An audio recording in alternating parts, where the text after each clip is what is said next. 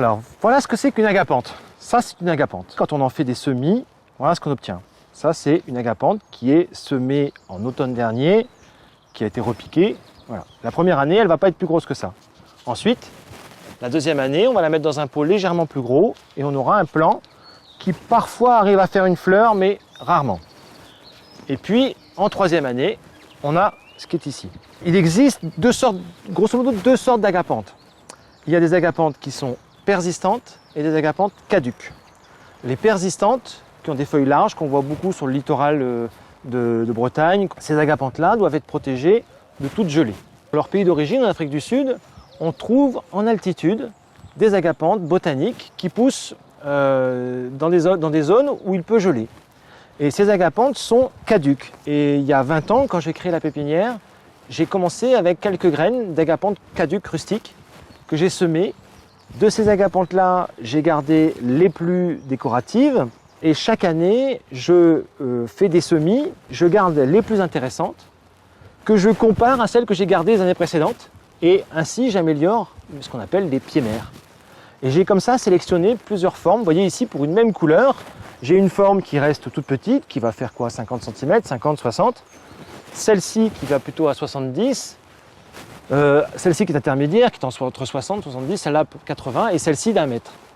Et donc on a comme ça plusieurs tailles avec toujours la même couleur. Et donc on essaie après de travailler de façon à ce que le port soit bien droit, qu'elle se tienne bien, qu'elle fasse une belle boule, des fleurs plutôt grandes. Voilà. Et après, on peut en trouver aussi dans d'autres coloris, dans des coloris plus pâles, parfois des bleus ciel avec toujours une petite ligne plus foncée dedans, des bleus encore plus clairs, ou même carrément des blanches.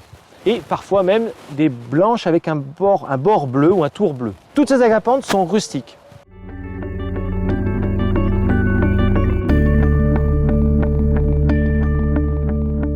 Alors, ces agapanthes, on peut les cultiver en pleine terre, mais on peut aussi les cultiver en pot. Si vous cultivez en pot, il faudra d'abord bien arroser au printemps et en automne, et même en été, il ne faut pas que ça sèche trop, hein. Et puis, il faudra surtout, en pleine terre, elle résiste au froid, mais en hiver, le pot donne plus de contact avec les racines. Et donc, il faut absolument protéger le tour du pot ou mettre le pot au sec, dans une pièce ou dans un endroit qui soit un peu limite hors gel, protéger du froid, des grands froids. Et vous pouvez quasiment ne pas les arroser de l'hiver. Et vous la ressortez dès que ça redémarre au mois de février. Vers le mois de février, on peut ressortir les plantes.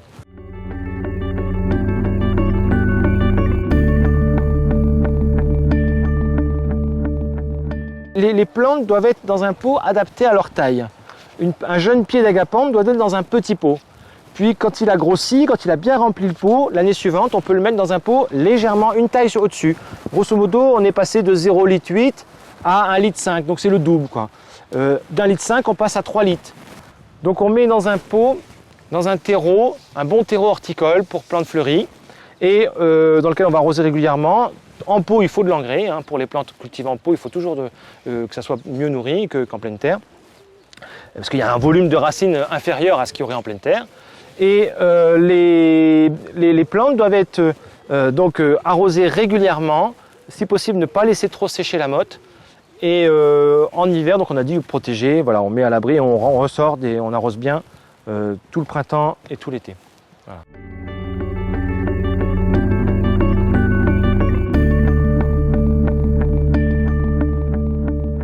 Ça fleurit de début juillet jusque quasiment fin août.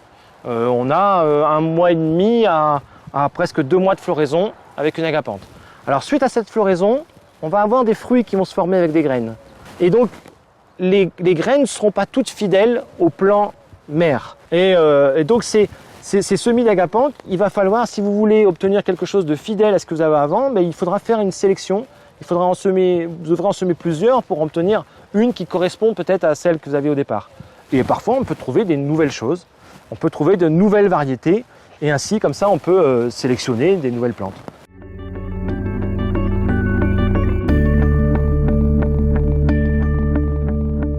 Pour faire une plantation en pleine terre, on va faire un trou 2 à 3 fois plus gros que la motte de la plante.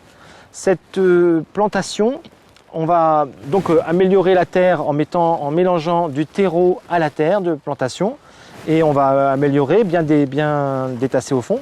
On pose la plante, on remet la terre autour, on arrose bien, on paille un peu la base, et puis voilà, c'est suffisant pour la pleine terre. Ensuite, en pot par exemple, au bout d'un certain temps, le pot peut être très serré, peut être très rempli. Et il peut être nécessaire de... Alors soit, on a parlé, on pouvait la mettre dans un pot d'une taille supérieure, mais on peut aussi diviser l'agapanthe. Et dans ce cas-là, il faut sortir la plante de son pot et essayer de trancher à l'intérieur. Il faut essayer de séparer les bouquets qui sont, de feuilles qui sont là. Donc on va essayer de séparer, donc on va essayer de trancher en coupant une bonne partie des racines, en détassant la terre et en séparant le terreau des racines. Et donc on va ensuite trouver le point entre deux bouquets de feuilles, deux gros bouquets de feuilles. On essaie de trouver le point où ça peut se séparer et tout doucement on va essayer de séparer ça de façon à faire de nouveaux pieds.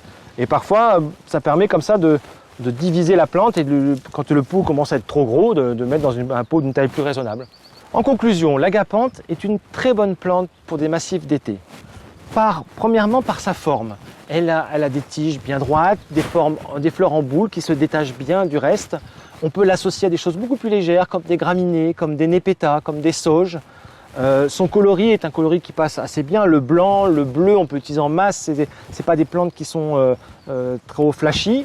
Et donc c'est une plante qui donne en même temps un petit aspect un peu légèrement exotique. C'est une très bonne plante de massif d'été pour réussir des massifs d'été au jardin.